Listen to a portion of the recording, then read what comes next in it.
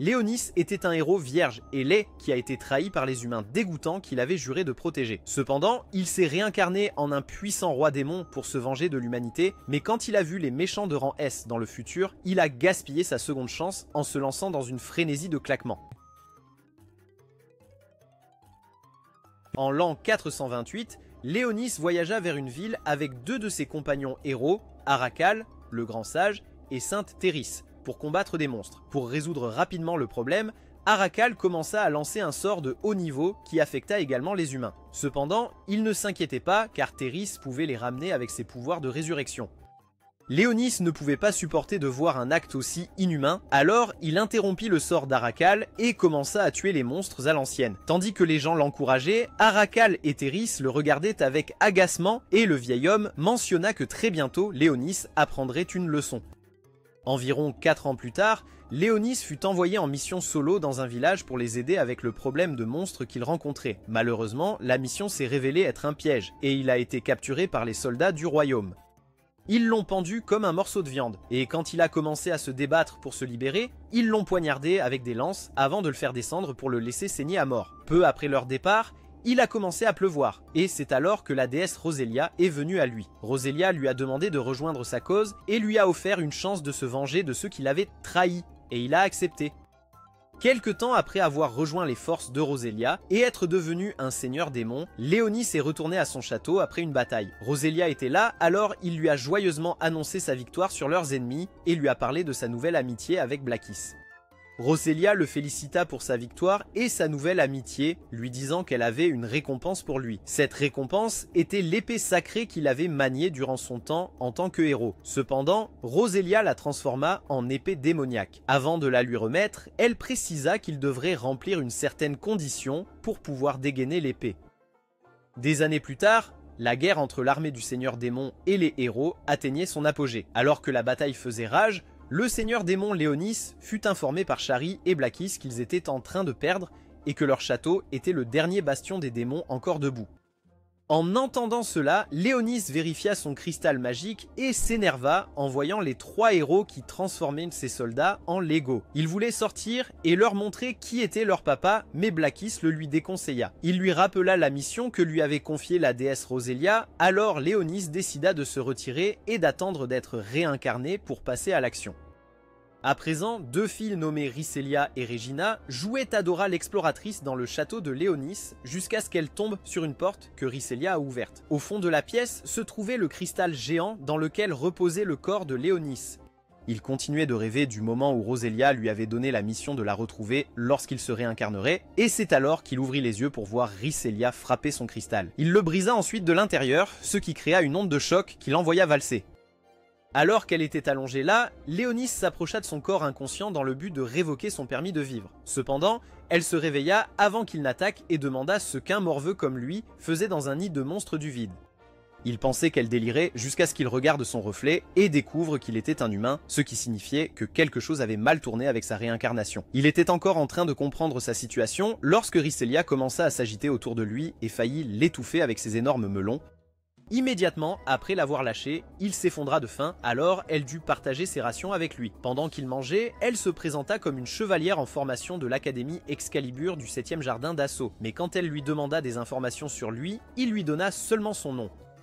Voyant qu'il ne pouvait donner aucune information précieuse, elle supposa qu'il avait été enlevé par des voides et avait probablement perdu la mémoire à cause du traumatisme. Confus, Léonis demanda ce qu'était un Void. Elle expliqua alors qu'ils étaient les ennemis de l'humanité apparus soudainement il y a 64 ans. Elle était encore en train d'expliquer quand Regina appela par radio pour dire qu'elle avait rencontré un Void et la pièce commença soudainement à trembler.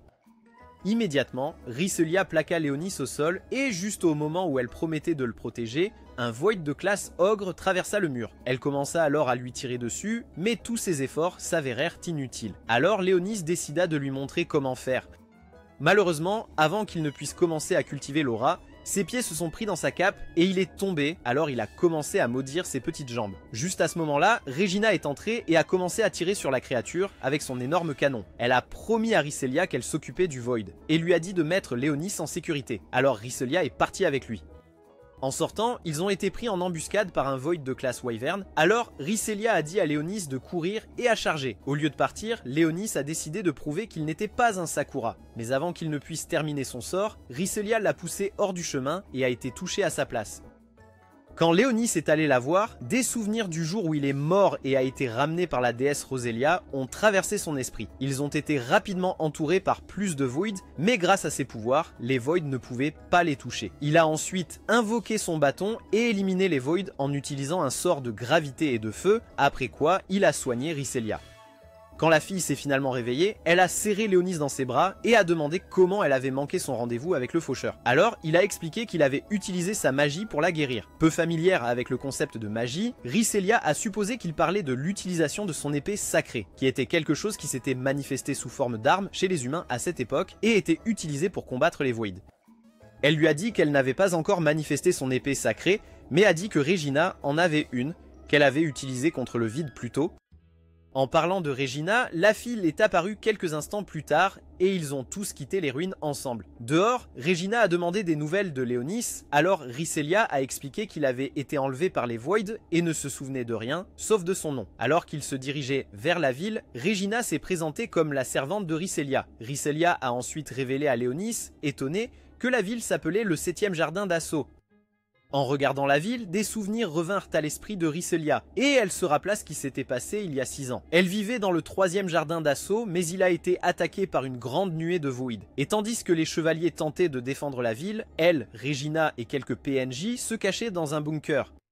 Malgré sa peur, la jeune Rhysselia avait assuré à Regina que tout irait bien au matin parce que sa famille était au-dessus de la lutte contre les Voids. Malheureusement, quand tout fut terminé et qu'ils furent ressortis du bunker, Rhysselia apprit que toute sa famille avait été isekai'd. De retour au présent, Léonis et les filles arrivèrent à la ville et tandis qu'ils regardaient autour de lui avec émerveillement, Regina passa en mode guide touristique.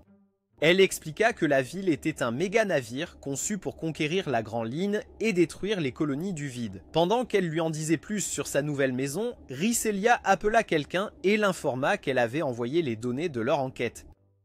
Elle a également parlé de Léonis à la personne, disant qu'il avait une épée sacrée, ce qui a surpris Regina. Alors, elle a posé des questions à ce sujet quand Rhysselia a raccroché. Cette dernière a expliqué que Léonis avait utilisé son épée sacrée pour la guérir dans les ruines et a dit que cela le qualifiait pour s'inscrire à l'Académie Excalibur. Puisque Léonis ne comprenait rien à leur discussion, Rhysselia expliqua que l'Académie était un institut éducatif où ceux qui possédaient des épées sacrées était formé pour devenir chevalier sacré. Elle lui dit qu'elle l'inscrirait à l'académie, ajoutant qu'il vivrait dans les dortoirs comme tous les autres étudiants. Quand elle eut fini de parler, Regina leur dit au revoir. Et après son départ, Rhysselia demanda à Léonis de passer par une porte pour qu'il puisse être examiné, car c'était le protocole pour tous ceux qui montaient à bord du navire pour la première fois. Elle lui a promis de le retrouver de l'autre côté, et dès qu'elle est partie, il est allé à la salle de bain à la place. Là, il a déploré que ses plans de domination mondiale soient tombés à l'eau à cause de son nouveau corps qui l'empêchait d'utiliser correctement ses pouvoirs. Il a ensuite convoqué Shari et Blackus et leur a dit qu'il voulait qu'ils fassent de la reconnaissance sur les humains. Il a dit qu'ils devaient découvrir tout ce qu'ils pouvaient sur leurs capacités et leur puissance militaire, mais les a avertis de ne pas utiliser leurs pouvoirs, car cette version mise à jour des humains n'était pas familière avec la magie. Peu de temps après leur séparation, Léonis passa par la porte qu'il devait franchir et dut réprimer son mana pour ne pas attirer l'attention sur lui. Après avoir récupéré sa nouvelle carte d'identité, il sortit de l'autre côté et Rhysselia prit la carte pour programmer son enquête sur l'épée sacrée, qu'elle expliqua être un test effectué pour évaluer les propriétés de l'épée sacrée d'une personne avant qu'elle ne puisse être pleinement inscrite à l'académie. Avec cela fait, ils sont entrés dans la ville et Léonis est resté stupéfait en voyant à quel point le bâtiment de défense était grand, car cela faisait ressembler sa soi-disant forteresse à un ensemble de jouets Lego. Alors que Rhysselia lui faisait visiter, elle s'est soudain sentie étourdie et a failli s'effondrer, mais elle a assuré à Léonis qu'elle allait bien et qu'elle était juste fatiguée. Avant de continuer leur chemin, elle remarqua des étudiants s'entraînant au centre d'entraînement en plein air, et commenta qu'elle reviendrait après s'être reposée pour faire de même. Lorsqu'elle mentionna à nouveau son absence d'une épée sacrée, Léonis se demanda si elle était une enfant de privilégié, car cela n'avait pas de sens pour lui que quelqu'un sans épée sacrée soit inscrit dans une académie construite pour des personnes qui en possédaient. En route vers le dortoir, ils ont croisé Musel, un imbécile pompeux qui se prenait pour le Henry Cavill de leur époque, parce que son charme négatif lui avait d'une manière ou d'une autre permis de se constituer un harem. Il a commencé à se moquer de Ricelia et elle a essayé de l'ignorer, car lui parler pourrait réduire son QI, mais cet idiot lui a barré le chemin. Il lui a dit de rejoindre son peloton puisqu'elle voulait désespérément être chevalier, mais elle a refusé en disant qu'elle ne traînait pas avec des idiots sans cervelle. Alors qu'elle essayait de passer à côté de lui, il l'attrapa par les cheveux, ce qui agaça Léonis, alors il frappa l'imbécile irrespectueux avec un sort et le força à s'agenouiller. Il dit ensuite à Musel que s'il touchait encore Ricelia avec ses mains sales, il lui couperait ses testicules ratatinés et les lui ferait manger. Effrayé, Musel a invoqué son épée sacrée et a essayé de l'utiliser contre Léonis, mais avant qu'il ne puisse le faire, Elphiné est arrivée et l'a averti. Elle lui a rappelé qu'il était contre le règlement de l'école d'utiliser des épées sacrées pour des combats personnels et a menacé d'envoyer des images de l'incident au conseil d'administration s'il ne partait pas. Après qu'il se soit conformé, Elphiné se présenta à Léonie comme l'analyste de données du peloton de Ricelia et scanna son corps pour obtenir ses mensurations. Juste au moment où elle disait à Ricelia qu'elle aurait des vêtements prêts pour Léonis, Ricelia se sentit de nouveau étourdie et dut s'appuyer contre un arbre pour se stabiliser. Plus tard, au dortoir, alors que Léonis était dans la salle de bain, Ricelia est entrée et en commençant à l'aider, elle a demandé s'il aimerait rejoindre son peloton, même s'ils étaient les outsiders de l'académie. Intriguée, Léonis a demandé pourquoi elle voulait devenir chevalier alors qu'elle n'avait pas d'épée sacrée. Emotional, damn it! Et a répondu que c'était parce qu'elle voulait devenir comme son modèle, Mulen, et protéger ceux qu'elle aimait. Le moment suivant, elle tomba soudainement et fut incapable de bouger. Alors Léonis toucha sa cuisse et activa le sceau magique qui était apparu après qu'il l'eut soigné dans les ruines. Immédiatement, elle se mit à avoir des crocs et commença à le mordre. Et quand elle se retira enfin, il révéla qu'il ne l'avait pas soignée et qu'elle était toujours morte. Le lendemain, lorsque Ricelia se réveilla et se trouva dans son lit, Léonis expliqua qu'il l'avait transportée là avec sa magie. Cela la fit se demander qui il était. Alors il lui dit qu'il était la réincarnation de Merlin, le plus grand sorcier ayant jamais vécu. Comme elle ne comprenait pas le concept de magie ou de sorcier, il expliqua que dans le passé, la magie était quelque chose que les gens possédaient tout comme ils possèdent des épées sacrées à cette époque. Il a ensuite révélé qu'il l'avait ressuscitée en tant que reine vampire et a dit qu'elle avait bu son sang parce que sa mana s'était épuisée et qu'elle avait besoin de son sang pour reconstituer le sien. Raelia a eu du mal à accepter sa nouvelle identité, mais a gardé son calme et a raconté à Léonis son passé. Elle a révélé qu'elle était orpheline car elle avait perdu sa famille lors d'une attaque du vide et avait été recueillie par l'académie. Comme elle descendait d'une longue lignée de saints chevaliers, elle s'entraînait dur pour accélérer l'éveil de son épée sacrée. Cependant, cela ne s'était pas encore produit, elle a exprimé ses inquiétudes de ne pas en obtenir une maintenant qu'elle était morte, mais Léonis lui a dit de ne pas s'en faire. Il a dit que même si elle n'en obtenait pas, cela n'aurait pas d'importance car elle était maintenant devenue plus forte qu'avant. Plus tard dans la journée, ils sont allés à la cafétéria et Léonis a appris que toute la fortune qu'il avait était maintenant inutile. C'était parce que la seule forme de paiement acceptée était l'argent forgé alchimiquement et non l'or qu'il avait caché. Il essayait encore de s'habituer à son nouveau statut de ruiné lorsque son attention fut attirée par Sakuya qui venait d'entrer dans la cafétéria. Elle était avec deux hommes qui l'importunaient pour qu'elle paie ce qu'elle devait, et quand elle leur a dit qu'elle était fauchée, ils lui ont dit qu'elle pouvait payer en enlevant ses vêtements. Agacée, elle a sorti un sabre en bois et les a mis à genoux avant de menacer de se comporter en samouraï la prochaine fois qu'ils oseraient agir comme des porcs incultes envers elle. Après qu'ils se soient enfuis, Raelia et Léonis l'ont approché et Raelia les a présentés l'un à l'autre, après quoi elle leur a acheté le déjeuner. En mangeant, Léonis a demandé des informations sur l'uniforme de Sakuya qui semblait provenir de l'ère Edo. Sakuya a expliqué que c'était la tenue traditionnelle de sa patrie, Uren, et a dit qu'elle la portait en hommage à eux puisque les Void les avaient tous effacés de la surface de la Terre. Après le déjeuner, Raelia emmena Léonis à son enquête et Alto, l'inquisitrice, lui demanda de lui montrer son épée sacrée. Jouant le jeu, Léonis invoqua son bâton, alors la femme lui demanda de lui montrer ce qu'il pouvait faire. Alors qu'elle commençait à préparer une simulation adaptée à son bâton, Léonis nivela les simulateurs de vide devant lui. Choquée et impressionnée par l'efficacité de son outil, elle décida de préparer une simulation alternative. Cependant, Musel, l'étourdi, apparut à ce moment-là avec sa bande de méchants et cervelés et défia Léonis en duel. Reconnaissant d'avoir enfin l'occasion de montrer à tous pourquoi il était le fil conducteur de l'histoire, Léonis accepta.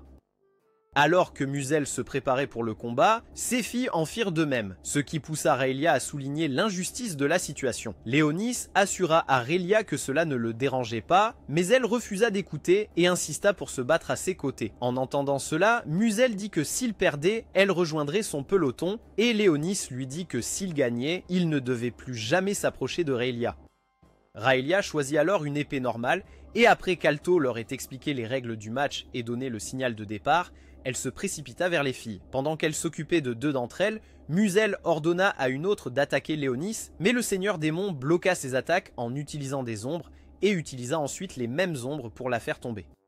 Voyant cela, Rhaelia demanda à Muzel d'arrêter de se cacher derrière les filles comme un petit lâche effrayé et de se battre comme un vrai homme. Cette déclaration fit murmurer les étudiants qui regardaient le match et cela déstabilisa Muzel, car il ne pouvait pas se permettre de ternir sa réputation. Juste à ce moment-là, Regina est entrée dans l'arène d'entraînement et a été surprise de voir Rhaelia se battre. Mais Rhaelia n'a même pas remarqué son amie car elle était trop occupée à mettre KO les filles de Muzel. Après avoir mis à terre la dernière fille, elle s'est dirigée vers Muzel, mais avant qu'elle ne puisse l'attaquer, il a utilisé son épée sacrée pour la maintenir en place. Le lâche a alors essayé de s'en prendre à Léonis, le croyant être rien d'autre qu'un faible comme lui. Cependant, avant que Léonis ne puisse lui prouver le contraire, Rhaelia a manifesté son épée sacrée et s'est libérée du contrôle de Muzel. Immédiatement, elle a chargé Muzel, et avant qu'il ne comprenne ce qui se passait, elle avait détruit son épée sacrée. Alors qu'elle se tenait là, pointant son épée vers lui, Muzel accepta sa défaite et Regina se précipita vers Rhaelia pour la féliciter d'avoir éveillé son épée sacrée. Plus tard, dans leur dortoir, Rhysselia remercia Léonis, car elle croyait que son épée sacrée s'était éveillée grâce à lui. Mais il lui dit de ne pas le remercier. Il expliqua ensuite que c'était ses instincts de servante pour protéger son maître qui avait forcé son épée sacrée à s'éveiller. Néanmoins, Rhysselia le remercia et promit de le protéger au péril de sa vie, après quoi elle lui demanda de l'aider à s'entraîner pour devenir plus forte. Après le dîner, Léonis rendit visite à Elphiné pour fournir ses données biologiques au réseau de l'académie. Il s'enquit de son épée sacrée, l'œil de la sorcière, qu'elle utilisait pour collecter et analyser des données au lieu de combattre. Elphiné a partagé qu'après avoir vu 2 coéquipiers mourir dans son précédent peloton alors qu'elle servait comme attaquante principale, son épée a perdu sa capacité à combattre, alors elle a rejoint le peloton de Rhysselia et est devenue leur analyste. Après son récit, elle termina de télécharger les données de Léonis et il demanda s'il pouvait obtenir une copie de la carte qu'il avait vue sur son écran d'ordinateur. Elle lui donna une tablette avec la carte et après lui avoir expliqué son fonctionnement, elle le laissa partir. Léonis retourna dans la chambre de Rhysselia et en regardant la carte, il observa qu'il y avait des corrélations entre les endroits où il avait combattu les héros dans le passé et les lieux où les éruptions du vide se produisaient. Il invoqua alors Blackus et le loup lui fit un compte rendu de ce qu'il avait appris jusqu'à présent sur le vaisseau et son fonctionnement. Lorsqu'il mentionna que le vaisseau était alimenté par un grand cristal de mana, Léonis dit qu'il voulait mettre la main dessus car cela serait bénéfique pour sa cause. Après le départ de Blackus, Sherry apparut et l'informa que personne dans la ville ne savait rien de lui ni de la guerre qui avait eu lieu il y a 1000 ans. Cela amena Léonis à soupçonner que quelqu'un avait altéré l'histoire, ce qui ne le surprit pas beaucoup, car il avait toujours su que les humains étaient louches. En même temps, une équipe enquêtant sur l'activité du vide sous le navire trouva une créature ressemblant à une plante attachée à l'une des chaînes d'encre, et elle les attaqua. Le lendemain, Léonis se réveilla, et alors qu'il se rappelait sa mission, il ressentit une légère douleur dans le cou et réalisa que Rhysselia avait grignoté sur lui pendant qu'il dormait. Immédiatement, il se rendit dans sa chambre et la força à se réveiller en utilisant ses pouvoirs. Surprise, Rhysselia demanda comment il avait commandé à son corps de bouger, alors il expliqua que le sceau sur son corps lui permettait de la contraindre à faire sa volonté. Comme elle avait l'esprit un peu mal tourné, Rhysselia a demandé s'il pouvait aussi la contraindre à faire des intrigues avec lui. Et il a répondu qu'il préférait un trou de verre à un glacé. Il a ensuite demandé pourquoi elle l'avait mordu sans le réveiller pour en profiter, et elle s'est excusée, expliquant que son envie avait été trop forte pour qu'elle la supporte. Plus tard, au centre de commandement militaire, une réunion a eu lieu et tous les gros bonnets de la ville, y compris Alto, étaient présents. On leur a montré les dernières images envoyées par l'équipe disparue avant qu'elle ne soit attaquée, et Alto s'est demandé à voix haute si la chose qui les avait attaqués était un seigneur du vide ou un vide muté. Cette déclaration a provoqué la panique parmi les hommes, car ils savaient tous que l'apparition d'un seigneur du vide signifierait la ruine de la ville. Leurs opinions étaient divisées sur la marche à suivre. Alors le commandant par intérim a ordonné une réinvestigation de l'itinéraire pour déterminer ce que c'était vraiment. Plus tard dans la journée, pendant que Léonis et Rhysselia s'entraînaient, Léonis fit combattre Rhysselia contre son armée de squelettes. Et après l'entraînement, elle lui proposa de lui offrir le déjeuner pour le remercier. Dans une autre partie de la ville, Sherry trouva un emploi dans un restaurant, mais en tant que serveuse, elle était si mauvaise dans les tâches de cuisine que son patron l'envoya balayer devant le magasin. Juste au moment où elle s'apprêtait à sortir, elle aperçut Léonis et Rhysselia en train d'acheter des donuts et se cacha rapidement. De sa cachette, elle se plaignit à elle-même de détester le fait que Léonis se promène avec la femme Gojo au lieu d'elle. Curieuse de savoir pourquoi Rhysselia était si spéciale pour Léonis, Sherry décida de les suivre après leur départ. Peu de temps après, Rhysselia est arrivée devant le restaurant dont elle avait parlé à Léonis. Quelques gamins sont sortis du restaurant pour les saluer et Rhysselia a expliqué qu'ils étaient des orphelins vivant là. Quand ils sont entrés, un des garçons a soulevé la jupe de Rhysselia. « Hé hé garçon !» Alors Léonis a décidé d'intervenir pour donner une leçon aux gamins. Cependant, il s'est arrêté parce que Rhysselia a ri en disant que c'était une blague. Juste à ce moment-là, le propriétaire est descendu, alors Rhysselia a fait les présentations nécessaires. Et une fois que les orphelins ont entendu que Léonis avait une épée sacrée, ils l'ont supplié de la leur montrer. Peu habitué à ce genre d'attention, Léonis ne savait pas comment réagir. Mais heureusement, Rhysselia détourna l'attention de lui en offrant des donuts aux orphelins. En même temps, la deuxième équipe, envoyée pour enquêter sur le vide racinaire, découvrit qu'il n'était plus attaché à l'encre. Cela les laissa perplexes, mais les capteurs delphinés détectèrent des vibrations sous la ville. Suite à cela, les supérieurs ont été informés de la disparition de la racine du vide, ce qui les a inquiétés. Pour les aider à comprendre ce qui s'était passé, Elphinée a été appelée pour les informer de ses découvertes. La jeune fille leur a donné un rapport détaillé de ses conclusions et a dit qu'il y avait des preuves d'activité du vide sur le navire. Le conseil avait du mal à croire ces affirmations et soutenait qu'un vide ne pouvait pas contourner les défenses du vaisseau. Cependant, les scientifiques ont soutenu ces conclusions, notant qu'ils avaient reçu les mêmes relevés. Cela a amené le conseil à se demander comment le vide avait réussi à entrer dans le vaisseau, et on leur a dit qu'il s'était probablement glissé par les ouvertures des chaînes d'ancrage. Toujours incrédule, le président du conseil a demandé pourquoi il n'avait pas encore localisé le vide et Elphinée a expliqué que c'était parce que le vide avait masqué sa présence. L'homme l'a traitée de menteuse, disant que les vides étaient les choses les plus stupides sur la planète après les Uruks, donc il était impossible qu'ils possèdent une quelconque intelligence. Elphinée était sur le point d'expliquer le concept de l'évolution à l'homme à l'esprit étroit lorsqu'une alarme s'est déclenchée et que des rapports sur la localisation du vide racine sont arrivés. Une équipe a été immédiatement envoyée pour le détruire, mais malheureusement pour eux, la racine s'est défendue. Pendant le chaos, la transmission en direct vers le centre de commandement a été coupée et lorsqu'elle est revenue, ils ont été informés que le vide s'était échappé. Espérant découvrir où il était allé, ils commencèrent à scanner le vaisseau et Elphinée déduisit que le vide se dirigeait vers la centrale où se trouvait le cristal magique. Elle dit que s'ils ne l'arrêtaient pas, cela déclencherait une ruée et ils auraient une répétition de ce qui s'était passé au 3e jardin d'assaut. Le commandant en fonction ordonna immédiatement l'envoi de soldats pour protéger la centrale.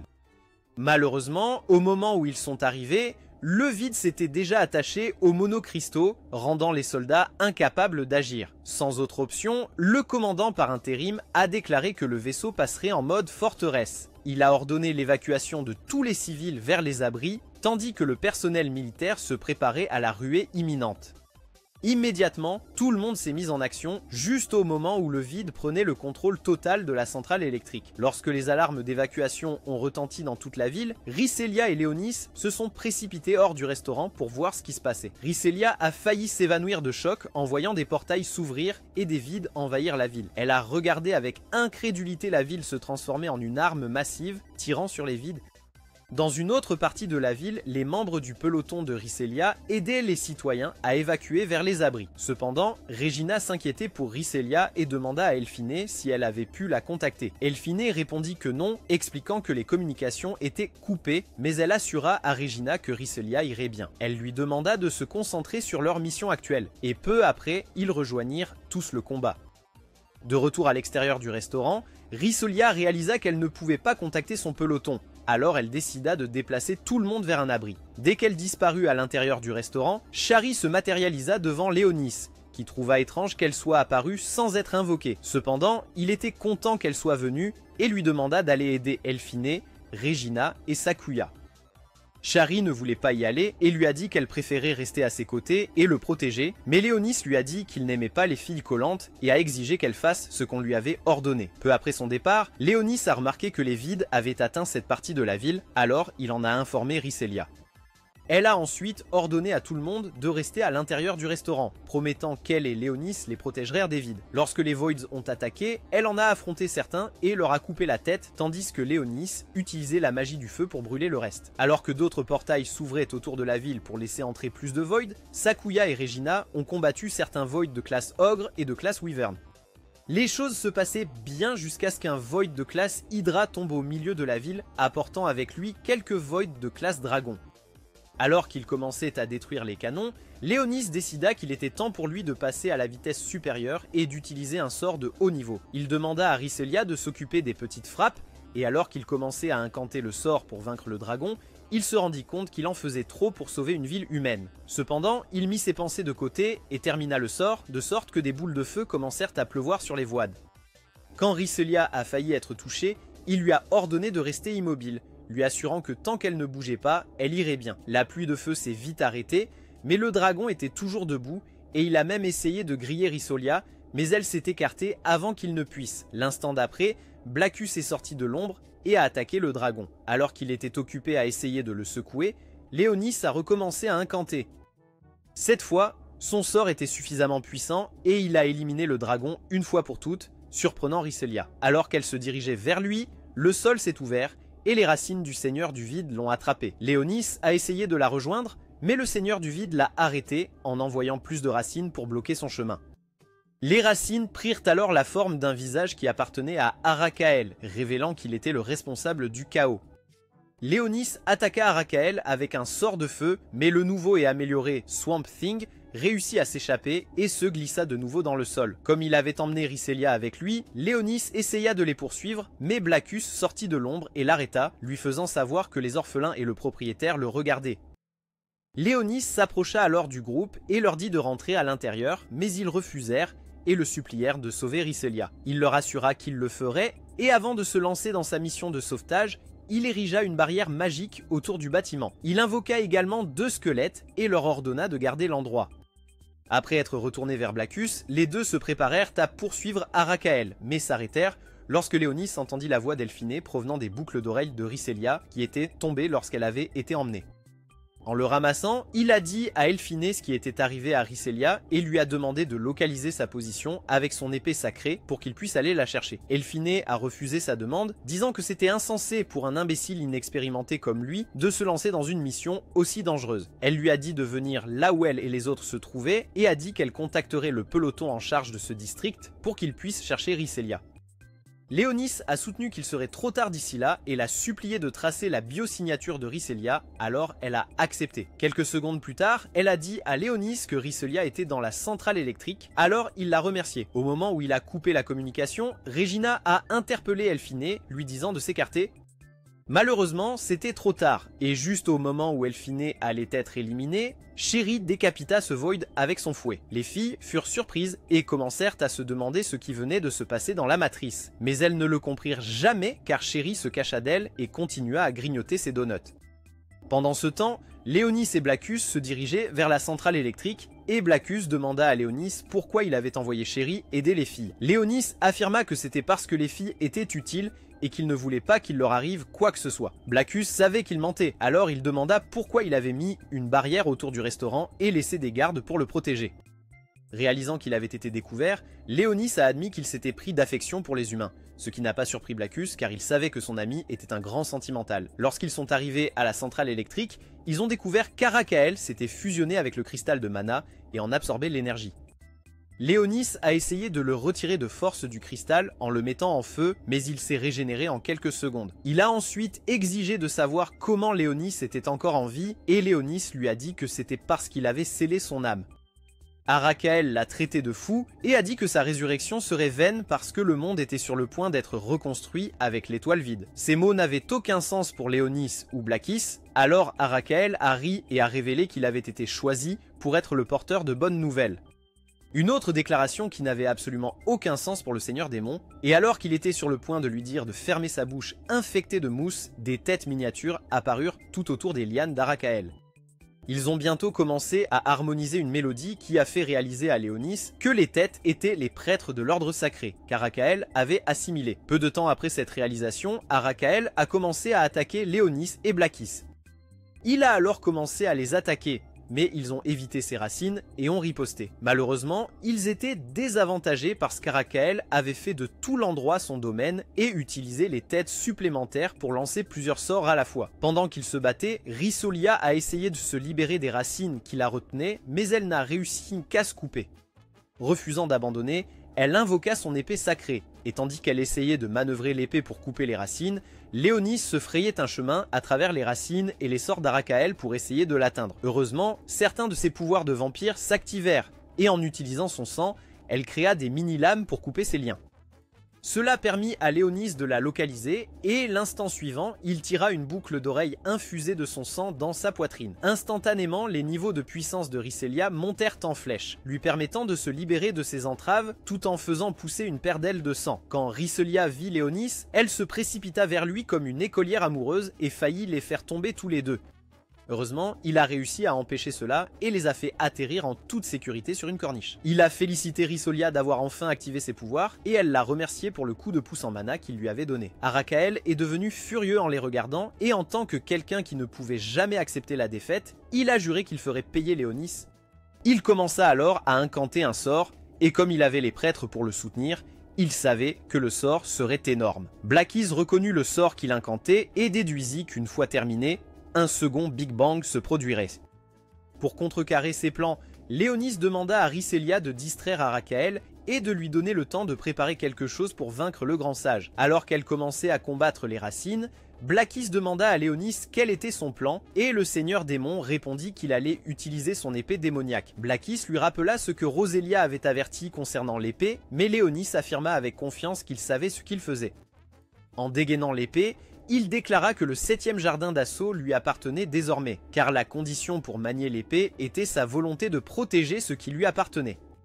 L'épée a reconnu la décision de Léonis, et quand Arakael l'a vue, il a exigé de savoir où il l'avait obtenue. Léonis a ignoré sa question et a dit que c'était bien qu'il ressente encore de la peur, mais Arakael lui a dit que peu importait ce qu'il lui faisait, car il était impossible de changer le destin calamiteux du monde. Léonis lui assura qu'il conquérirait ce destin, puis leva son épée. Il l'utilisa pour porter un coup puissant qu'il avait nommé Ragnalost. Avec cela, Arakael fut vaincu et la ruée commença à s'apaiser. Cependant, les humains supposèrent que le seigneur du vide était mort parce que la centrale électrique avait fondu et qu'il avait été pris dedans. Quelques jours après la bousculade, la 4e princesse et son peuple montèrent à bord d'un navire en direction du 7e jardin d'assaut parce que la princesse voulait voir comment ses sujets se portaient après avoir survécu à la bousculade.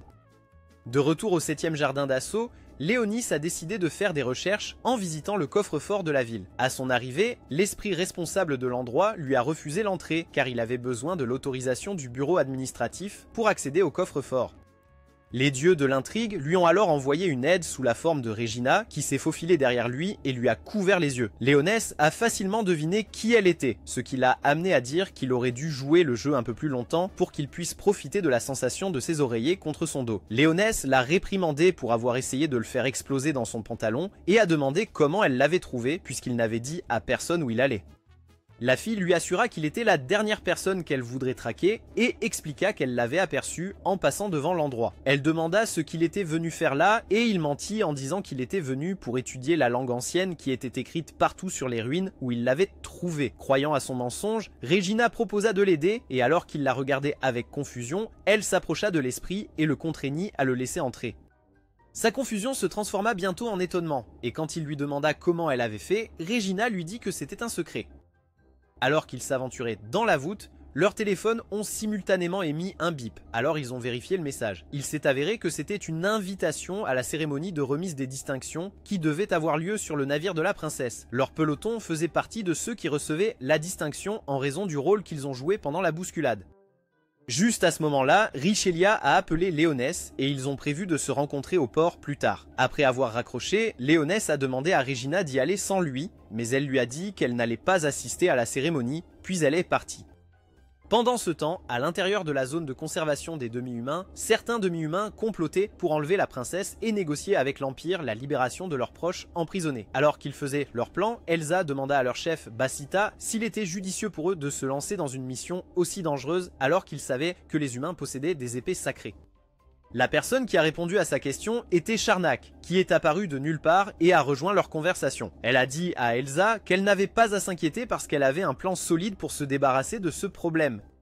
Avant que le groupe ne puisse commencer à se demander qui elle était et pourquoi elle pensait qu'ils l'écouteraient, elle les convainquit de la laisser se joindre à eux et proposa une idée différente. Son idée était de détourner le navire avec la princesse et tout le monde à bord, puis de la forcer à les emmener à la capitale où ils commenceraient les négociations. En adhérant à son idée folle, ils demandèrent quel était son plan pour vaincre les chevaliers sacrés. L'elfe noir révéla que sa déesse lui avait donné la capacité de leur accorder des pouvoirs rivalisant avec ceux d'une épée sacrée et leur présenta une épée démoniaque. En tant que chef, Basita fut le premier à recevoir une épée démoniaque et alors qu'il testait sa nouvelle lame, le groupe resta stupéfait. Charnak promit de leur accorder des armes similaires à tous, mais demanda en échange qu'ils lui livrent tous les épéistes sacrés pour qu'elle puisse les sacrifier à la déesse, et ils acceptèrent. Plus tard dans la journée, lorsque Léonesse arriva au port, il se promena et visita quelques stands pour acheter un cadeau pour Richelieu. Il se berça d'illusions en croyant qu'il le faisait pour la récompenser d'être une bonne servante et non parce qu'il s'était attaché à elle. Alors qu'il se dirigeait vers le navire, la princesse sortit sur le pont pour saluer ses sujets et il se dit que c'était une bonne tactique pour garder la loyauté du peuple. Richelieu et les autres arrivèrent bientôt, et après que Léonesse les ait approchés, il donna à Richelieu le cadeau qu'il avait acheté pour elle. Richelieu fut très contente du porte-clés, mais le taquina, disant qu'il deviendrait un jour un Riselord certifié, ce qui le surprit car il ne pensait même pas avoir de charme au départ. Elle le remercia ensuite, et après avoir rangé le cadeau, dit qu'il était temps de monter à bord du navire. Mais avant qu'il ne puisse le faire, le soi-disant ennemi juré de Richelieu, Fenris, s'approcha d'eux. Comme toutes les méchantes filles clichés jamais écrites, Fenris commença à se vanter et à se moquer de Richelieu et de ses amis. Elle a demandé s'il s'était trompé de chemin en allant à la cérémonie de remise des prix des perdants et Richelieu a répondu qu'ils avaient également été invités à la cérémonie de félicitations. Cela a fait taire la fille, mais pas pour longtemps, et alors qu'elle semblait sur le point de dire quelque chose pour provoquer Richelieu, Elphine est intervenue et lui a dit de reculer. Par respect pour Elphine, Fenris accepta de reculer. Cependant, elle refusa de partir sans avoir le dernier mot, alors elle félicita Richelieu de manière condescendante pour avoir éveillé son épée sacrée. En s'éloignant, Léonis demanda qui elle était et Richelieu lui dit qu'elle était la raison pour laquelle les blondes avaient une mauvaise réputation. Pendant ce temps, les demi-humains ont pénétré dans le navire et volé les visages des gardes qu'ils avaient tués pour se fondre dans la masse. En attendant l'arrivée de la princesse, Léonis s'est assis sur l'un des transats près de la piscine, lisant le texte qu'il avait récupéré du coffre. Cela l'a amené à croire qu'il avait été délibérément effacé de l'histoire et il voulait découvrir pourquoi. Un peu plus tard, alors que la princesse se rendait à la salle de banquet, les demi-humains passèrent à l'action. Après s'être débarrassés de ses gardes, ils commencèrent à la menacer de les suivre. Alors la princesse libéra son esprit familier. À l'intérieur de la salle de banquet, les invités furent rassemblés par l'équipe d'Elsa et lorsque Fenris tenta de jouer les héros, Elsa tira un coup de semonce et promit que le prochain serait dirigé vers la tête de quelqu'un. Elsa n'avait pas d'autre choix que de ranger son épée sacrée. Cependant, pour s'assurer que personne d'autre ne fasse la même chose, le plus vieil elfe lança une bombe pomme. Il avertit que s'il faisait quoi que ce soit, il ferait exploser la bombe, alors tout le monde se conforma et remit ses téléphones et appareils de communication. Les civils ont ensuite été séparés de Richelieu et des autres, alors ils ont demandé aux demi-humains ce qu'ils voulaient. Gerda a révélé qu'il voulait que l'Empire libère leurs proches et Fenris lui a dit que la couronne ne négociait pas avec les terroristes, ce qui l'a énervé. Voyant cela, Elsa lui a rappelé qu'il n'était pas censé leur faire du mal, alors il a reculé. Lorsqu'il a commencé à se plaindre de ne pas comprendre pourquoi une déesse avait besoin de tant de sacrifices, Léonis est devenu curieux et a décidé d'aller enquêter. Il a ensuite informé Richelieu qu'il était sur le point de tirer un avatar. Après s'être éclipsé en utilisant ses ombres, les filles se sont regroupées pour que les demi-humains ne remarquent pas son absence. Sur le pont du navire, Charnak a utilisé des esprits artificiels pour forcer la princesse à activer le moteur du navire et à mettre le cap sur un récif du vide. Surpris, Basita a dit qu'elle déviait du plan et a insisté pour que la princesse change de cap, mais Charnak a dit qu'elle se moquait de leur plan. Elle a ensuite révélé qu'elle les avait utilisés pour ses propres plans et lorsque Basita a tenté de l'attaquer, elle a manipulé son épée démoniaque et l'a brûlé vif. Craignant pour sa vie, Géraf est resté silencieux et a accepté de faire tout ce que Charnak voulait. Pendant ce temps à l'extérieur, Regina a trouvé l'esprit animal de la princesse et lorsqu'elle a touché l'esprit, elle a entendu la voix de la princesse implorant de l'aide. Regina a immédiatement attrapé l'esprit et a sauté sur le navire juste avant qu'il ne quitte le port. Dans le couloir, elle a croisé Léonis et lorsqu'il a questionné sa présence sur le navire, elle a dit qu'elle était venue parce que sa petite sœur était en danger. Pour contexte, elle a révélé qu'elle était en réalité la 4e princesse de l'Empire. Cependant, elle avait été mise de côté à cause des circonstances entourant sa naissance. Il s'est avéré que la nuit de sa naissance, l'étoile rouge que les gens surnommaient la Calamité écarlate était dans le ciel. Étant donné qu'il était considéré comme un mauvais présage pour les membres de la royauté de naître lorsque l'étoile était visible, le roi ordonna qu'elle soit renvoyée au ciel. Heureusement, le grand-père de Riselia était présent à ce moment-là, il convainquit donc le roi de laisser vivre le bébé et l'emmena ensuite chez lui. Là, il l'a confié au père de Riselia qui l'a emmené chez lui et l'a élevé aux côtés de Riselia en tant que servante pour garder son identité secrète. Cependant, les seules personnes qui connaissaient de sa véritable identité en dehors de la famille de Riselia étaient les membres de son peloton. Réalisant que son histoire s'éternisait, Regina a dit qu'elle avait trouvé l'esprit animal de sa sœur et avait appris la situation à bord du navire grâce à lui. Il s'est avéré que tous les membres de la famille royale pouvaient se connecter avec les esprits, ce qui expliquait comment elle avait réussi à manipuler le hibou dans le coffre. Léonis lui dit alors qu'il s'était éclipsé de la salle de banquet sans être remarqué pour chercher la princesse et lui demanda de se joindre à lui. Regina accepta rapidement l'offre et posa l'esprit pour qu'il puisse les guider vers la princesse. De retour dans la salle de banquet, Iphigénie informa Riselia qu'elle avait analysé les caractéristiques de la bombe en utilisant un de ses drones cachés derrière le lustre. Elle dit que la baguette de l'elfe était le détonateur de la bombe et demanda à Riselia de lui acheter du temps pour retarder l'activation de la bombe. Pour répondre à sa demande, Riselia utilisa une fourchette pour se percer le doigt afin de pouvoir utiliser ses pouvoirs de vampire.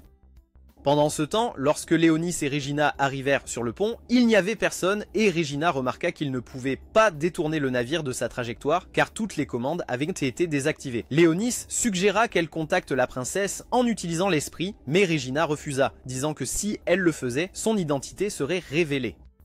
Le Seigneur Démon lui a dit de la manière la plus gentille possible qu'à moins qu'elle ne soit un membre fondateur de la Ligue des Justiciers, personne ne se soucierait si son identité était révélée. Réalisant qu'il avait raison sur son insignifiance, Regina a contacté la princesse et a demandé où elle se trouvait.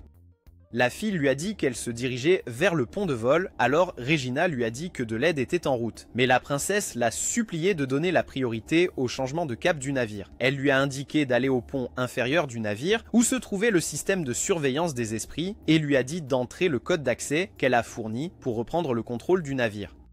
Après avoir coupé la connexion, Regina a dit à Léonis où se trouvait la princesse, alors il a sauté par la fenêtre pour raccourcir le temps qu'il lui faudrait pour l'atteindre.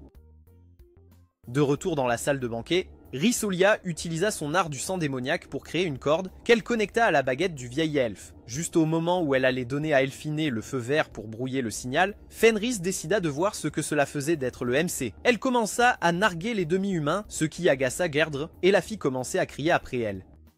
La seule raison pour laquelle il s'est tu, c'est parce que Sakuya, qui s'était détaché et mangé, a cassé une assiette. Immédiatement, Gerdre s'est concentré sur elle, mais Elsa l'a averti d'être prudent car elle pouvait dire que Sakuya venait d'Uren. Ce n'était un secret pour personne que les gens d'Uren étaient un groupe de fous et qu'ils recherchaient l'adrénaline qu'ils obtenaient de chaque combat dans lequel ils s'engageaient. Détestant le fait que l'attention lui ait été retirée, Fenris prit la parole, défiant Gerdre à un combat, et quand il se précipita sur elle, elle lui fit un coup de kung-fu panda. Comme tout le monde était distrait par le combat, Riselia et Elfiné mirent leur plan à exécution et désarmèrent le vieil elfe. Réalisant que leur atout était parti, Elsa essaya de conserver le peu de contrôle qu'ils avaient en les menaçant avec son arme. Le moment suivant, Sakuya la frappa avec le pommeau de son épée et elle perdit connaissance. Fenris activa alors son épée sacrée qui se transforma en une meute de loups de glace et leur ordonna d'attaquer Gerdre. Avec l'elfe comme seul adversaire restant, Riselia l'assomma rapidement. Elle réprimanda alors Fenris pour avoir presque compromis leur plan avec son éclat bruyant. Après avoir libéré tous les otages, Riselia tenta d'appeler Léonie mais ne parvint pas à le joindre. Elle essayait encore de le contacter lorsque les Void ont commencé à monter à bord du navire, alors Fenris et Sakuya ont commencé à les combattre. Elfiné et Riselia ont commencé à aider les civils à sortir de la pièce. Et pendant qu'elle faisait cela, Léonis a contacté Riselia par le porte-clés qu'il lui avait offert. Il lui a dit d'aller aider Regina, mais Riselia a expliqué qu'elle était nécessaire dans la salle de banquet à cause des Void. Léonis l'a assuré qu'il avait pris des dispositions pour gérer les Void. Alors elle a laissé Elphine en charge de la gestion de la foule et est partie chercher Regina. Les filles ont fait de leur mieux pour contenir les Void, mais les choses se sont compliquées lorsqu'un Void surnommé le mangeur de cerveau est apparu. Sakuya a ensuite demandé aux autres de se rendre dans l'autre pièce et de protéger les gens pendant qu'elle restait pour combattre Monsieur Octopus. Dès qu'ils ont suivi ses instructions, Sakuya s'est lâché, débloquant une technique secrète qui a transformé son épée sacrée en épée démoniaque. Au même moment, Regina et Risolia arrivèrent au pont inférieur et, après s'être débarrassée des Void, Regina alla faire ce qu'elle devait faire tandis que Riselia montait la garde. Dehors, Charnak força la princesse à monter dans le dirigeable et laissa le pauvre girafe mourir aux mains des Void. Cependant, alors que Charnak tentait de s'envoler du navire pour s'échapper, Léonis maintenait l'aéronef en place en utilisant ses ombres. À l'intérieur du hall, Chéri aidait les filles à éliminer les Void restants, les laissant à nouveau perplexes alors qu'elles se demandaient qui avait retenu. Aidé. Dans la pièce principale, une Sakuya fatiguée se reposait après avoir tué le jumeau plus maléfique de Squidward. Dehors, Charnark faisait face à Léonis et ricana d'incrédulité lorsqu'il se présenta comme un seigneur démon. Elle lui a dit qu'il était délirant, mais Léonis lui a fait ravaler ses paroles en contrant le sort qu'elle avait tenté d'utiliser contre lui. Il l'a ensuite lié avec ses ombres et lui a demandé de lui dire le nom de la déesse qu'elle servait. Avant que Charnark ne puisse dire quoi que ce soit, son corps a commencé à trembler et une épée s'est frayé un chemin hors de son corps. Léonis reconnut l'épée comme étant le tueur de seigneurs démons, la lame chasseuse de mal, Zolgestar Mazikis, et se demanda comment elle était arrivée là. Sous ses yeux, l'épée se transforma et ouvrit des portails pour amener plus de Void sur le pont. Il essaya de détruire l'épée, mais elle possédait encore les pouvoirs qu'elle avait lorsqu'elle était une épée sacrée, donc elle contrait le sort de Léonis. Avant qu'il ne puisse penser à une autre façon de le détruire, il se téléporta et réapparut derrière Léonis, juste au moment où le seigneur démon remarqua que la princesse était en danger. Léonis élimina les Void, mais ne put faire de même avec l'épée. Regina, qui les observait depuis la caméra sur le pont, commença à contrôler les canons et ouvrit le feu sur les Void et l'épée. Malheureusement, cela n'eut aucun effet sur l'épée, alors elle commença à lancer des missiles dessus et étonnamment, Riselia sortit en volant de l'un des missiles comme un diable à ressort. Après avoir atterri dans les bras de Léonis, il lui demanda de s'occuper des Void pendant qu'il s'occupait de l'épée. Il a ensuite sorti son épée démoniaque et détruit l'épée corrompue en utilisant Ragnalost. Plus tard, quand tout fut terminé, la princesse remercia Riselia, Elphine, Sakuya et Fenris d'avoir sauvé elle-même et tous les autres sur le navire. Lorsqu'elle s'enquit de Regina et Léonis, Riselia expliqua pourquoi ils étaient absents du rassemblement. La princesse a exprimé sa tristesse de ne pas avoir eu l'occasion de les remercier, mais Riselia l'a assuré qu'il ne lui en tiendrait pas rigueur. Elle a ensuite dit à la princesse que Regina lui souhaitait un avenir radieux et joyeux.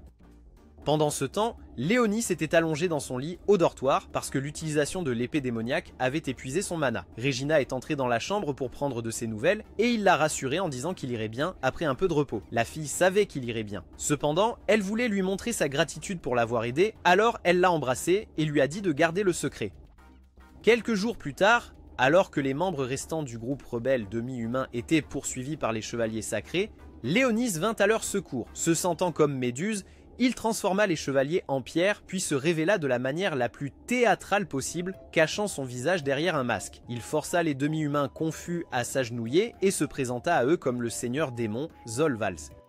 Après son introduction, il leur donna deux options. Soit il lui jurait fidélité, soit il se faisait attraper par les chevaliers. Le choix n'était pas évident, mais les demi-humains décidèrent de tenter leur chance avec le psychopathe masqué et lui jurèrent fidélité.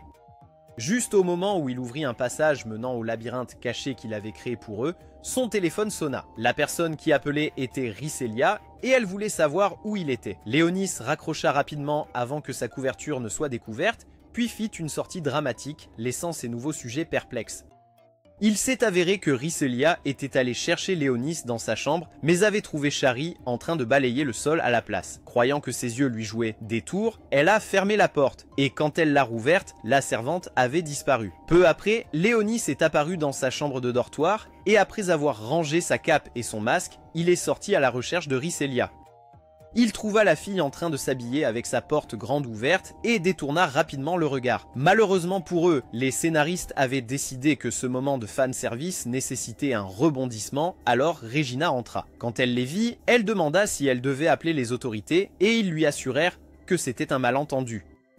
Après que Riselia se soit habillée, ils se sont assis pour manger les sandwichs que Regina avait apportés et leur conversation a rapidement dérivé vers les rumeurs selon lesquelles leur dortoir était hanté. C'était parce que des gens avaient vu Blackie et Sherry traîner dans les parages. Riselia a immédiatement acquiescé et leur a dit qu'elle avait vu la domestique balayer la chambre de Léonis.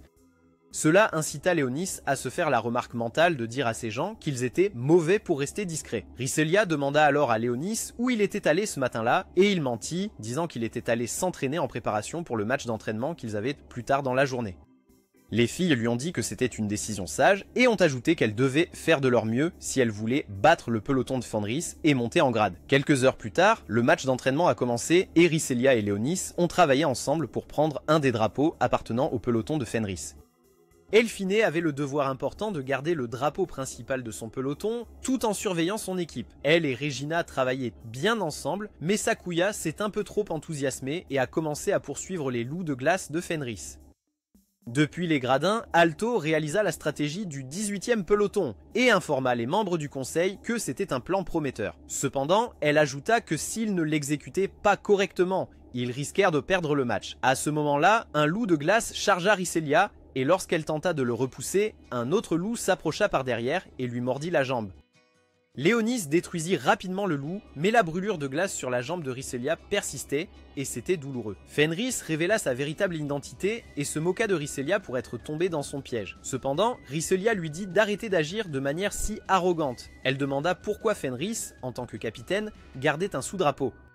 Fenris a répondu qu'elle voulait avoir l'occasion de combattre Riselia. Les femmes, se sentant confiantes, elle a dévoilé la stratégie de son peloton, ce qui a fait réaliser à Riselia qu'elle jouait le jeu de Fenris depuis le début. Léonis admirait le talent de la fille pour la planification et la stratégie. Cependant, il souhaitait qu'elle arrête de parler pour une fois, car le son de sa voix était aussi agaçant qu'un moustique.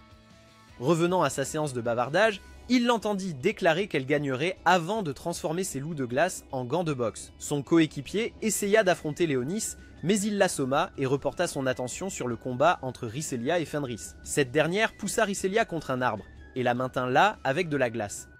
Riselia a réussi à se libérer de ses menottes de glace et à charger Fenris, la renversant et se tenant au-dessus d'elle avec son épée. Choqué, Fenris s'est évanoui et quelques minutes plus tard, le drapeau principal de son peloton a été capturé, assurant la victoire du peloton de Riselia.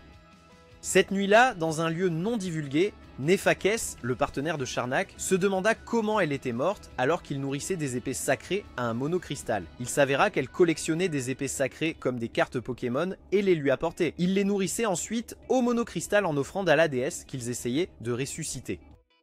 À l'extérieur de l'endroit, un portail s'est ouvert, et alors que son navire flottait en pleine mer, il a été révélé qu'il utilisait le 3e jardin d'assaut abandonné comme base. Quelques heures plus tard, Alto a convoqué le peloton de Riselia pour les informer que leur drone sans pilote avait capturé des images d'un 3e jardin d'assaut apparu de manière inattendue. Elle a expliqué que le navire se dirigeait vers eux et a mentionné qu'ils avaient reçu 2 signaux de détresse de celui-ci. Alto a indiqué que ces signaux pourraient suggérer la présence de survivants à bord, mais qu'ils ne le sauront pas avec certitude avant d'avoir enquêté. Elle a assigné la mission au peloton qui était simple, chercher des survivants et éteindre les moteurs du vaisseau. Ils devaient accomplir la mission en 72 heures car dépasser ce délai empêcherait le 7e jardin d'assaut de se retirer, entraînant une collision avec le 3e jardin d'assaut. Le peloton a accepté la mission, mais Riselia a demandé pourquoi Alto les avait choisis pour cette tâche. Alto a admis que c'était parce que Riselia et Regina venaient de là, mais a également dit qu'elle croyait en leur capacité en tant qu'équipe. Riselia la remercia pour son honnêteté et essaya de suggérer qu'il laisse Léonis en dehors de la mission, mais il protesta. Le lendemain, tandis que les filles se rassemblaient sur le pont d'envol, Léonis rencontra Blackie et Sherry. Il chargea Blackie de surveiller la ville en son absence et demanda à Sherry de l'accompagner. Quelque temps après leur départ en mission, Regina s'ennuya. Alors elle fit allonger Léonis sur ses genoux pour lui nettoyer les oreilles. Pendant qu'elle faisait cela, Léonis s'assoupit et rêva du passé lorsque Roselia lui avait dit qu'elle disparaîtrait bientôt du monde. Léonis avait pensé qu'elle plaisantait, mais elle l'avait assuré que ce n'était pas le cas et avait dit qu'elle se réincarnerait 1000 ans plus tard. Elle lui avait dit que sa mission en tant que son fidèle serviteur était de la retrouver dans son nouveau corps, mais lui avait fait promettre de faire quelque chose si elle se transformait en autre chose.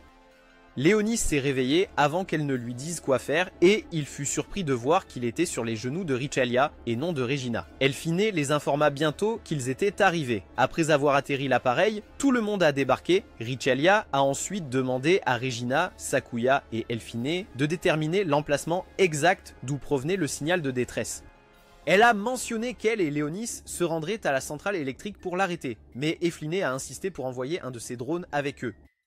Alors que le groupe se séparait, Léonis ordonna à Chéri d'accompagner les filles et de les surveiller en cas d'urgence. Bien que la servante démoniaque fût mécontente de cette tâche, elle n'avait d'autre choix que d'obéir aux ordres de son maître. Peu après, Léonis et Richelia furent attaqués par un vide et Richelia se retrouva piégée sous un lampadaire. Pendant ce temps, quelques minutes avant l'atterrissage de l'avion, une elfe nommée Arle apparut soudainement dans une autre partie de la ville abandonnée. Elle avait été envoyée là depuis le passé et était confuse quant à l'état des lieux. Cependant, elle trouva des vêtements et après s'être habillée, elle alla explorer la zone. Pendant qu'elle faisait cela, elle aperçut l'avion et le regarda atterrir avec confusion et émerveillement. Elle était tellement distraite par la vue qu'elle ne remarqua pas que Néphakès était apparu derrière elle jusqu'à ce qu'il prenne la parole. Surprise, Arle se tourna vers lui et il lui dit que c'était un honneur d'être en présence de la grande héroïne elfe elle-même. En entendant cela, Arle devint méfiante et demanda prudemment s'il venait aussi du passé. Ignorant sa question, Néphakès se présenta et dit qu'il savait qu'elle était là pour détruire le vaisseau de la déesse. Ces mots la firent se méfier de lui, alors elle le considéra comme un ennemi et tenta de l'attaquer, mais il disparut. L'instant suivant, un vide apparut derrière elle, alors elle tourna son attention vers lui, prête à se battre. Au même moment, Richelia et Léonis étaient également attaqués. Alors, Léonis utilisa ses ombres pour téléporter Richelia dans un tunnel souterrain afin de l'empêcher d'être blessé. Le vide l'attaqua avec un sort, détruisant le drone d'Elphine dans le processus, mais Léonis était indemne grâce à sa barrière. Lorsqu'il a essayé de riposter, le vide s'est défendu avec une barrière, lui faisant réaliser qu'il imitait un ange. Cette prise de conscience l'a poussé à essayer un sort de haut niveau, car le vide continuerait à contrer les sorts de bas niveau. Elphine et les autres ont entendu les explosions, et quand Elphine a confirmé que son drone avait été détruit, Regina a suggéré qu'il se dirige dans cette direction. De retour là où se trouvait Léonis, le vide continuait d'attaquer et de contrer tous ses sorts, mais il réussit à le vaincre en utilisant un sort de boule de feu et un sort de foudre. Avec le vide disparu, il se précipita pour vérifier Richelia, qui l'assura qu'elle allait bien jusqu'à ce qu'elle essaie de se lever et découvre que ses jambes étaient affectées. Léonis lui dit de ne pas s'inquiéter et que ses capacités de vampire la guériraient. Cependant, cela prendrait un certain temps. Il suggéra de trouver un endroit pour se cacher jusqu'à ce qu'elle soit guérie. Mais alors qu'il parlait, il remarqua des silhouettes s'approchant d'eux. Immédiatement, il tenta d'attaquer, mais Richelia l'arrêta, disant que son compteur de mana ne détectait aucun signal. Alors que les silhouettes se rapprochaient, elles se révélèrent être des fantômes, et Richelia reconnut l'emblème sur leurs vêtements comme appartenant à sa famille. William, qui semblait être le chef du groupe, demanda s'ils étaient venus parce qu'ils avaient reçu leurs signaux de détresse. Confuse quant à la raison pour laquelle des fantômes envoyaient des signaux de détresse, Richelia demanda quel était leur but, et William expliqua qu'il voulait les avertir. Il a dit qu'un seigneur du vide s'était installé dans la centrale électrique et s'était fusionné avec le cristal de mana. Et une fois qu'il aurait absorbé toute l'énergie du cristal, il se réveillerait. Richelia lui a dit qu'il devait confirmer si son histoire était vraie parce que personne ne les croirait s'il disait que des fantômes leur avaient donné l'information. Elle a dit que s'ils rassemblaient des preuves de la présence du Seigneur du Vide, ils pourraient convaincre ceux restés chez eux d'évacuer. William a promis qu'il l'aiderait à rassembler les preuves, mais il a suggéré qu'elle les accompagne dans le domaine de sa famille et y reste jusqu'à ce qu'elle soit complètement rétablie. Lorsqu'ils atteignirent la surface, Richelia fut surprise de découvrir que les fantômes avaient envoyé une limousine pour la récupérer. « Je ne pense pas que tu aies les moyens pour ça, grand homme. » Léonis trouva cela impressionnant, mais il décida de convoquer ses chevaux squelettes pour tirer la limousine jusqu'à leur destination, car il voulait y arriver plus vite. Pendant ce temps, les autres ont rencontré Arl, et comme elle les a pris pour des complices de Nephix, elle les a défiés en combat. Sakuya a accepté son défi, et après quelques minutes de combat, elle a maîtrisé l'elfe. Cependant, elle a reconnu que sa victoire était due au fait qu'Arl était blessé.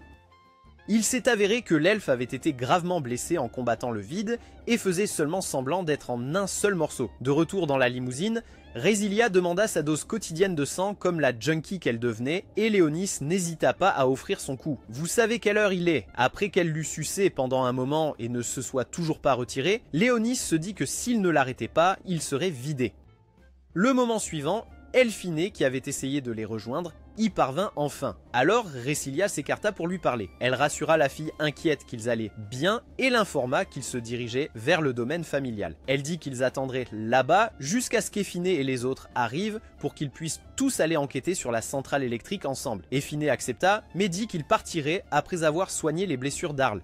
Alors, Resilia a demandé qui c'était et Effine lui a dit qu'il soupçonnait qu'elle était une survivante. Après que les filles aient raccroché, Léonis a offert à Resilia une robe qu'elle a juré augmenterait ses pouvoirs chaque fois qu'elle la porterait. En utilisant sa magie, il a compressé la robe dans son corps comme si c'était un sac de course de Gucci et lui a dit que si elle voulait utiliser la robe, elle n'avait qu'à s'imaginer la porter.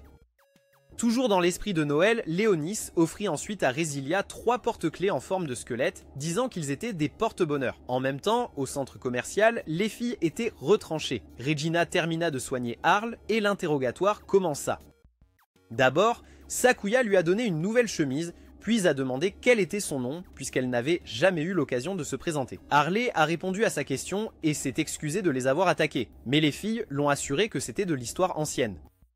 Depuis l'endroit où elle se tenait, Elphine a dit qu'elle ne pouvait pas trouver le nom d'Arc dans la base de données du 3e jardin d'assaut. Lorsqu'elle a commencé à s'interroger sur la présence d'Arl sur le navire, l'elfe leur a retourné la question. Elphine répondit qu'ils étaient là pour enquêter sur l'activité possible du vide dans la ville abandonnée. Arl ne comprenait pas ce qu'elle voulait dire, mais décida de ne pas s'en inquiéter car cela ne la concernait pas. Cependant, elle leur dit qu'elle était aussi en mission et que sa mission était de tuer une déesse et d'empêcher sa résurrection. Elle a révélé qu'elle était en mission pour tuer une déesse, mais a refusé de leur dire qui lui avait assigné la mission ou d'où elle venait. Lorsqu'elle a essayé de partir, son estomac a grondé, alors Sakuda lui a offert des collations et a suggéré qu'elle se repose un peu.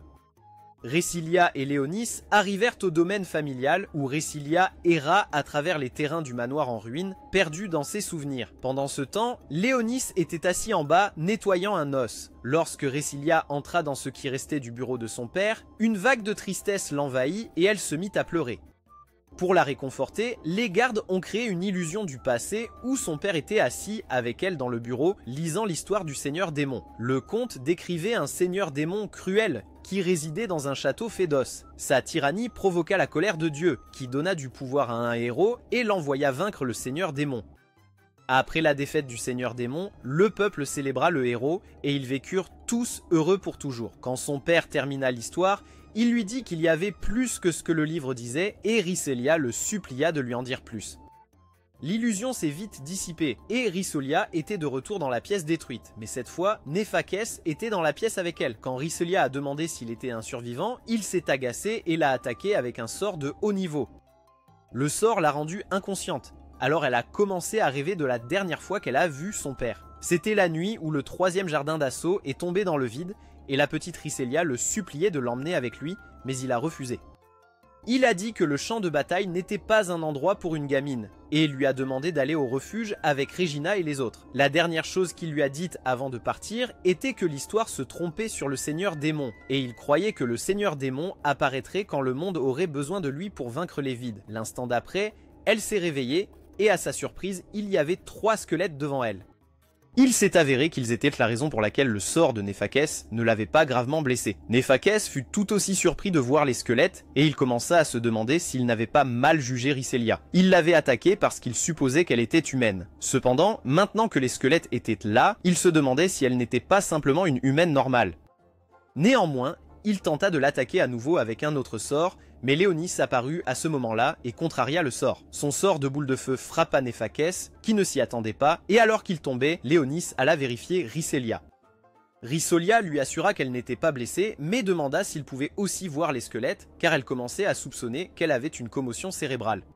Léonis a dit à la fille confuse que les squelettes étaient les porte-bonheur qu'il lui avait donnés dans la limousine. Prenant cela comme leur signal, les squelettes, qui se sont avérés être des idiots complets, se sont présentés individuellement, mais on dit que tous les trois étaient connus sous le nom des 3 guerriers de Ragnas.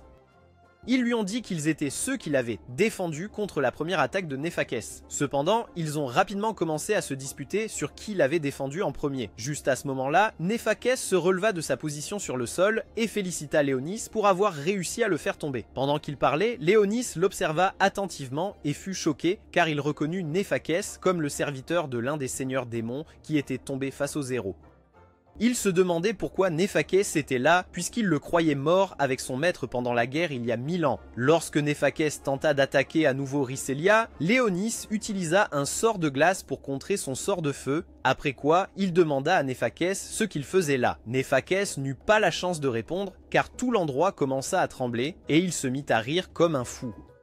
Il a ensuite dit que Sainte Théris avait rempli son rôle et était maintenant un vaisseau pour la déesse, ce qui a poussé Léonis à demander à quelle déesse il faisait référence. Néphakès a refusé de lui dire et a ouvert un portail, mais avant de partir, il leur a dit que le monde était destiné à s'effondrer entre les mains de la déesse.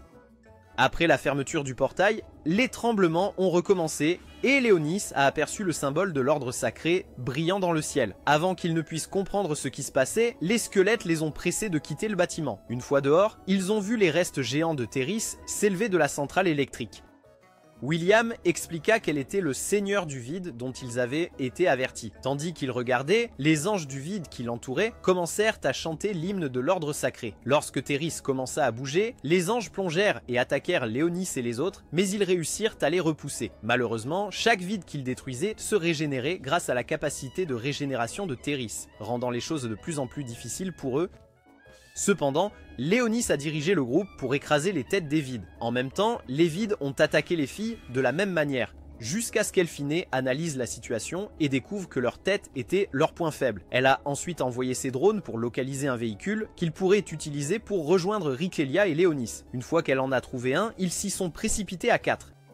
Pendant ce temps, Rhysselia et les squelettes continuaient à fracasser les têtes des vides. Cependant, Léonis décida qu'il était temps d'éliminer Théris et de mettre fin au chaos. Il lança un sort de feu de haut niveau, aussi chaud que le soleil. Mais malgré son intensité, Théris resta indemne grâce à sa capacité de régénération. En représailles pour ce qu'il avait fait, Théris lança un sort de niveau 11 qui brûlait tout ce qu'il touchait, y compris les vides. Léonis protégea son groupe avec une barrière de niveau tout aussi élevé et lorsque son règne de destruction s'arrêta, il retira la barrière. Il ordonna ensuite à Rhysselia et aux squelettes de monter la garde pendant qu'ils se préparaient à affronter Théris. Il dégaina son épée démoniaque et s'éleva dans les airs, espérant améliorer ses chances de toucher Théris avec Ragnalost. Cependant, alors qu'il se concentrait sur son attaque, il entendit la voix de Roselia provenant du corps de Théris. Elle demanda s'il avait vraiment l'intention de la tuer avec l'épée qu'elle lui avait donnée, laissant Léonis perplexe quant à la façon dont elle pouvait être à l'intérieur d'un seigneur du vide. Frustré, il déchaîna la puissance de son épée, mais Théris absorba l'attaque et riposta avec des flèches magiques. Les flèches frappèrent tout ce qui était en vue, y compris Léonis, le faisant tomber au sol. Rhysselia tenta de se précipiter vers lui, mais hésita en voyant Théris préparer un autre sort de niveau 11. Après avoir hésité sur ce qu'elle devait faire, Rhysselia finit par activer la robe que Léonis lui avait donnée. Utilisant son sang comme source d'énergie, elle envoya une entaille en direction de Théris, qui la toucha et la fit tomber au sol. Rhysselia se précipita alors aux côtés de Léonis, tandis que les squelettes les protégeaient, et découvrit qu'il était en train de mourir. Léonis demanda faiblement à Rhysselia de partir, mais elle refusa, pressa sa main ensanglantée sur sa blessure et commença à lui transférer du sang. Pendant qu'elle faisait cela, le passé de Léonis défila dans son esprit et il se souvint enfin de ce que Roselia lui avait dit ce jour-là. Elle lui avait dit que si, à l'avenir, il la retrouvait et qu'elle était devenue autre chose, elle voulait qu'il la tue avec son épée démoniaque. Léonis répondit qu'il ne pouvait pas tenir une telle promesse, alors elle lui dit qu'il devait s'assurer de trouver la vraie elle. Le moment suivant, Léonis ouvrit les yeux et déclara que la fausse déesse mourrait par son épée. Il remercia Rhysselia de lui avoir sauvé la vie et lui demanda de lui donner un morceau de sa robe qu'il utilisa pour réparer sa chemise endommagée. Magic. Juste à ce moment-là, Théris commença à se relever, Alors le seigneur démon informa son serviteur qu'il voulait s'en débarrasser pour de bon cette fois. Cependant, il avait besoin d'un peu d'aide sous forme de mana, car utiliser l'épée la première fois avait drainé la plupart de son mana. En entendant cela, William et les autres fantômes s'approchèrent de lui et lui demandèrent de convertir leurs âmes en source d'énergie. Ils lui ont également demandé d'utiliser les âmes de tous ceux qui sont morts le jour de la bousculade et qui étaient encore piégés là, car les leurs seuls ne suffiraient pas. En regardant les fantômes, Léonis a réalisé que c'était les capacités de résurrection de Théris qui leur avaient donné des formes astrales. Quand Léonis ne disait toujours rien, William le supplia de leur accorder ce dernier souhait. Alors Léonis lui assura qu'il le ferait. Cependant, alors qu'il commençait à rassembler les autres âmes, il dit à William qu'il avait un travail pour lui et ses amis. Il invoqua ensuite des squelettes et fusionna leurs âmes avec eux afin qu'ils puissent se tenir aux côtés de Ritsela et se battre pour la première et dernière fois. Son instruction à Ritsela était de les mener au combat et de maintenir les vides à distance jusqu'à ce qu'il ait fini de rassembler toutes les âmes pour vaincre Théris. De l'autre côté de la ville, Elphiné a fait fonctionner les motos et Arle leur a demandé de la laisser partir avec eux, disant qu'elle avait un devoir à accomplir. Les filles étaient contre cela car elle était blessée, mais Sakuya les a convaincus de la laisser venir avec elle. En chemin, Elphiné a pris le contrôle de la moto de Regina avec un de ses drones pour que la princesse puisse repousser les vides qui tentèrent d'attaquer. Arle et Sakuya ont également aidé à combattre les voides alors que les motos descendaient vers la centrale électrique. Du côté de Récilie, elle et les squelettes combattaient les voies, mais Théris a essayé d'intervenir en lançant un autre sort de niveau 11. Quand Récilie a vu cela, elle a attrapé Léonis et s'est envolée pour l'empêcher d'être blessé, et il lui a dit qu'il avait besoin de quelques minutes de plus. Pendant qu'il terminait le processus de collecte des âmes, Elphiné et ses filles ont remarqué que la route était détruite. Elles ont envisagé de faire demi-tour, mais Elphiné se sentait téméraire. Alors elle a continué à conduire et a sauté par-dessus le trou. Dès qu'elles ont atteint l'autre côté, un vide est soudainement apparu et a essayé de les attaquer. Heureusement, Chéri veillait toujours sur elle, alors elle est apparue rapidement et s'en est débarrassée pour elle. À ce moment-là, Léonis avait fini de rassembler les âmes et commença à absorber leur énergie dans son épée, attirant l'attention de Théris. Elle a essayé de l'arrêter en lui lançant un bâtiment. « Wow, calme-toi Jamal !» Mais Récilie l'a coupé en deux avant qu'il ne s'approche. Quand l'épée fut prête, Théris érigea une barrière de protection de haute qualité autour de son corps parce qu'elle savait ce qui allait arriver. Léonis s'inquiétait que sa barrière ne gêne ses plans. Cependant, il ne s'est pas arrêté et s'est préparé à la frapper avec Ragnalost. Au même moment, les filles s'approchèrent de Théris par derrière et Arle infusa son épée sacrée avec son mana. Regina et Sakuya préparèrent également leurs épées sacrées et lorsqu'elles furent suffisamment proches, elles libérèrent simultanément la puissance de leurs armes sur Théris.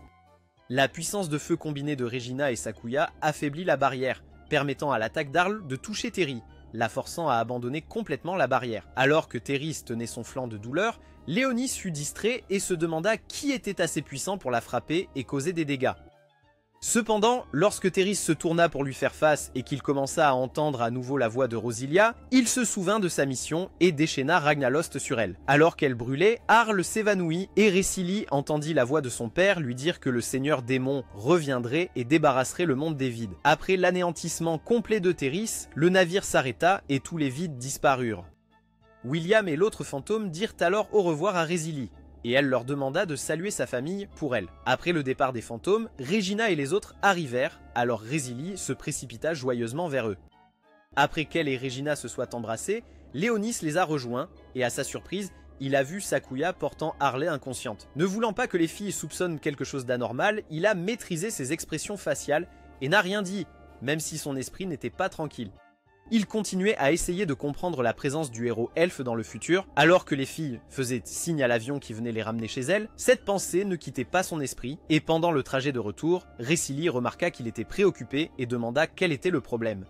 Léonis répondit qu'il n'y avait pas de problème et changea rapidement de sujet en demandant quel livre elle lisait. Elle lui dit que c'était le livre de contes de fées que son père lui lisait à propos d'un seigneur démon et du héros qu'il avait vaincu. Pour passer le temps, elle lui raconta une partie de l'histoire, et Léonis affirma qu'elles étaient toutes inexactes. Récilie lui demanda comment il le savait, et il répondit que c'était simplement son point de vue sur l'histoire. Cependant, il prit mentalement note de lire le livre, car c'était la seule chose à cette époque qui parlait de lui, même si tout était mensonge. Quand il reporta son attention sur Récilie, elle lui dit qu'il lui rappelait le seigneur démon de l'histoire, ce qui le choqua. Plus tard, Léonis mit Blackis au courant de ce qui s'était passé dans le 3e jardin d'assaut, et Blackis fut surpris d'apprendre que Nephax était là. Il fut également surpris d'apprendre qu'il était derrière la résurrection de Théris en tant que réceptacle de la fausse Rosilia. Léonis lui a dit qu'il était sûr que Nephax réapparaîtrait et a ajouté que lorsqu'il le ferait, il le forcerait à révéler tout ce qu'il savait. Sherry a ensuite rappelé à Léonis Arle et l'a averti d'être prudent pour ne pas se trahir, car la femme avait de bonnes compétences en déduction. Léonis lui dit qu'il le ferait et lui ordonna de suivre Arle jusqu'à ce qu'elle découvre pourquoi l'elfe était dans cette époque. Récilie entra dans la pièce l'instant suivant, alors la servante et la servante se firent rapidement discrètes. Heureusement, Récilie ne les avait pas vues, alors elle concentra son attention sur Léonis, demandant si elle pouvait obtenir une recharge de mana, et il accepta. Des heures plus tard, Arle se réveilla à l'infirmerie et, en réalisant qu'elle était toujours dans le futur, elle conclut que sa mission n'était pas encore terminée. Aussi discrètement que possible, elle quitta son lit, trouva son épée et ruina tous ses efforts de discrétion en faisant un trou dans le mur pour s'échapper. L'explosion soudaine déclencha des alarmes et quand Léonis l'entendit, il regarda par la fenêtre et se demanda s'il viendrait un jour où les choses ne deviendraient pas agitées. Pensez-vous que Léonis et Rosilia complotaient lorsqu'il était sous sa forme de seigneur démon, ou étaient-ils seulement préoccupés par la domination du monde? Si vous avez regardé jusqu'à ce point et que vous aimez la vidéo, vous pouvez consulter la prochaine vidéo. À la prochaine dans la prochaine vidéo.